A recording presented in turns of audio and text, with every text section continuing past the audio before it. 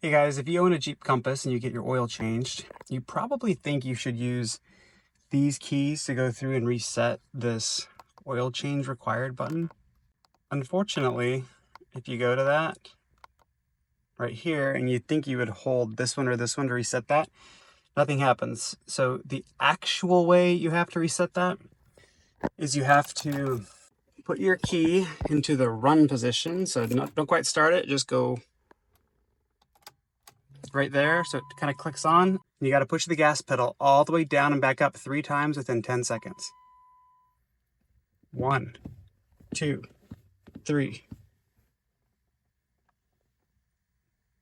There it is. Let's just confirm.